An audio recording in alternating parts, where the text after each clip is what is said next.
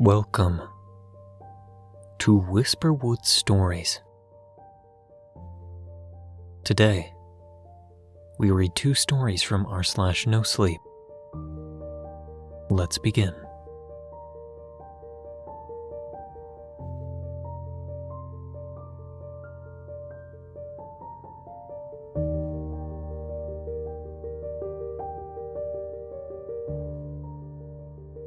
Our first story is from Sav IDK. I heard tapping in my attic. We moved to a town when I was 5. It was like any normal town, nothing strange about it or anything. But when we got into our new house, I felt a sudden sickness come over me.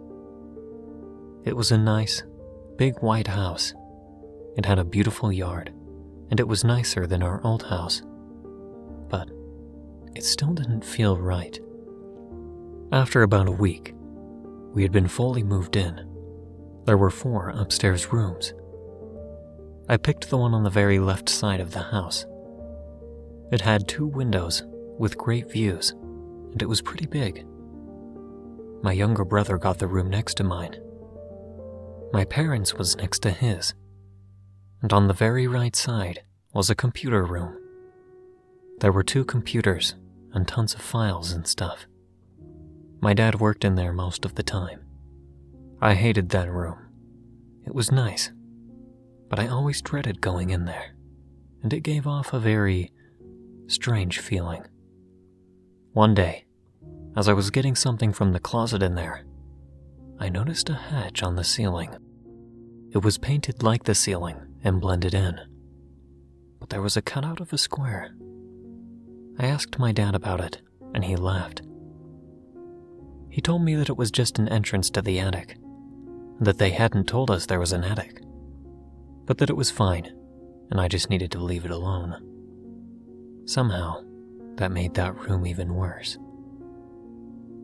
Now I know that a 6-year-old can be afraid of things, and that's just how it is, and they grow out of it.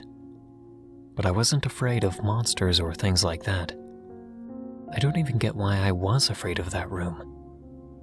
I just was. As I got older, I tried to ignore it. It was hard because lots of stuff I needed for homework was in there, but I did my best. When I was about 8, there began to be noises coming from the roof. They were small tapping sounds, every 10 minutes or so. Tap, tap. I told my parents, but they just passed it off as nightmares or just my imagination. But I knew what I'd heard. It wasn't just my imagination. After that, I heard noises from there more often. Sometimes tapping, sometimes footsteps. No matter what sound it was, I could hear it, and I knew where it came from.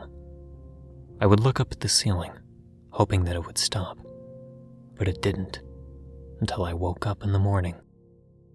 One day, I had just had enough. I begged my parents to open up the attic. They looked confused, but reluctantly agreed. We went to the computer room, and my dad got a ladder and opened up the hatch. Dust flew around us as we all coughed. It was pitch black up there. "Okay, who's going first?" my dad had asked jokingly. I looked up at him as he shrugged and turned on his flashlight. Then he disappeared into the darkness. I followed not far behind him. At first, all we saw were dust and boxes. Then as we moved across the small attic, we noticed a light. It was a small lantern. But why was it there? And why was it turned on?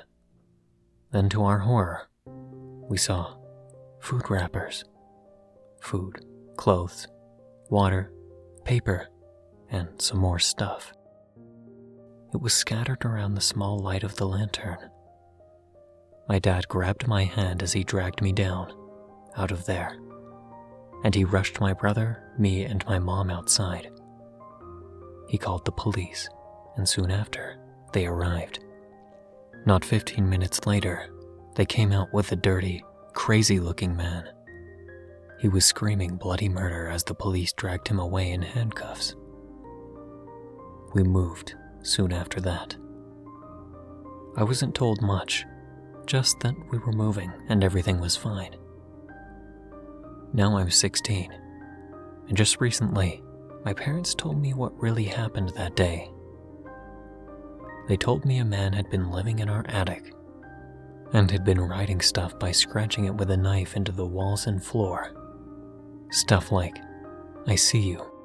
But what scared me the most is that they found a hole in the floor of the attic, which was the roof for me, right above my bed. I knew I wasn't crazy.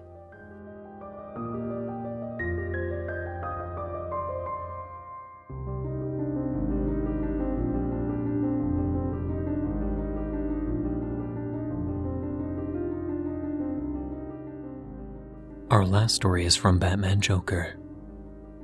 Don't play God, no matter the reason.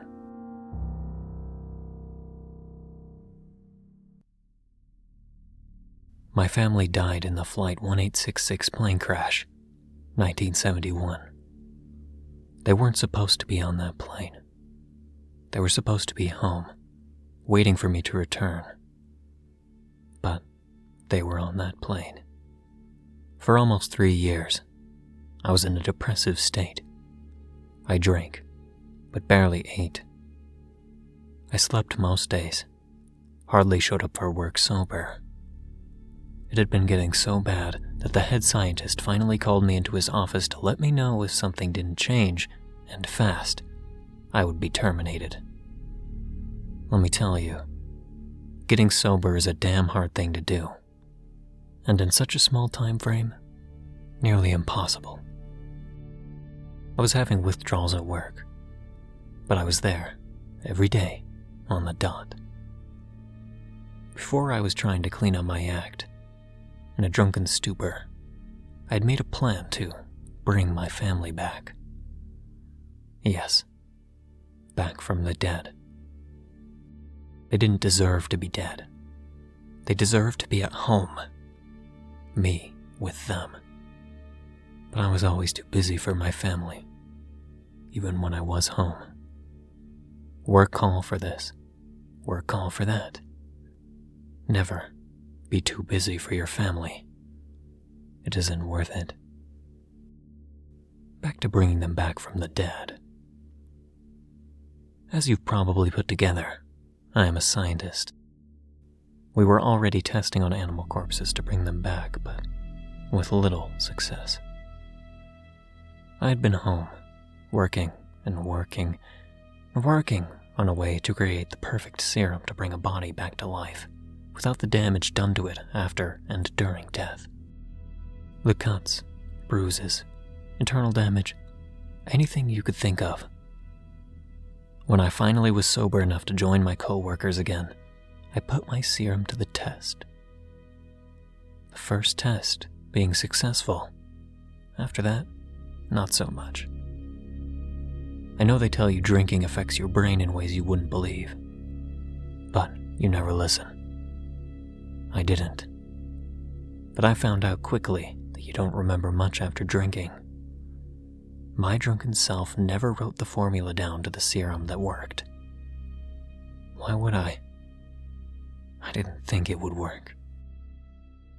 So, for months, I tried adding different things to it to make it like the first, failing each time. With the first time, the corpses came back, no damage to be seen. The animal was trying to do what it had been in its last moments. After that, some damage would remain, but only to the flesh. An easy fix once they were alive. Then the serum would bring them back, but they would still have damage inside and out. I was about ready to give up. I took my research home to work on. I made several different serums. I bought a lot of fish for this as well. It took me months. Fish after fish. But I believed that I had finally done it. I had made my perfect serum again. Not one of the serums had been tested on humans yet, but I didn't care about that. I just wanted my family back. One night, I packed up all of the serums and shovels and whatever else I needed and headed for the cemetery. I was going to bring them back. My family was going to come home. I dug for hours, first pulling my sons out, then my daughter, and lastly, my wife. My beautiful wife. My wife that had been pregnant at the time of the crash. In the years they had been buried, there was barely any decomposing. I started on the kids, then my wife, making sure to put some extra on her belly. For those of you asking, yes, they were badly burned. But if you remember, the serum fixes all of that if I made it correctly. While I waited for them to awake, I began filling their graves back in. And one by one, they did wake. They were all happy to see me. So, I took them home. I hadn't changed anything in the years that they had been gone. So, not much was a shock to them. Mainly, just what year it was. I haven't told you about the long-term effects of the serum. That's because I didn't finish the study on the fish long enough to find out. The first 3 months were fine, for both the fish and my family. But after 3 months, I noticed the fish were acting strange. The scales were falling off. She was slowly losing her fins. And then, one morning, I woke to find her floating in the bowl, dead, and looking like she had been for a week. I slowly noticed it happening with my family too. At first, it was hair, which seemed normal, and then their nails. Soon, they wouldn't eat anymore. They said they weren't hungry. After 3 more months, they started becoming animalistic, attacking things, chasing each other, like lion cubs learning to hunt. And now that I think about it, I think they were learning to hunt for the baby. The baby was born not even a month after I had brought them back. Another little boy. He was perfect. But also, he began to change with his mother and siblings. Same things. I know I have been rambling this entire time writing this, but I'm trying to let the world know before they kill me. Everyone has seen the zombie movies. And I created zombies. I never meant to. I just wanted my family back. I just wanted to be happy with them again. But now I'm in the bathroom, with the door locked and blocked off. They've been going at the door for hours, and they're making leeway on it. I needed to put this out to the world. If you find my body, or my family, or the serum, kill my family again. Destroy the serum and my body. Playing God is not worth a life. I should have never decided to play God. Now, it's going to cost me my life.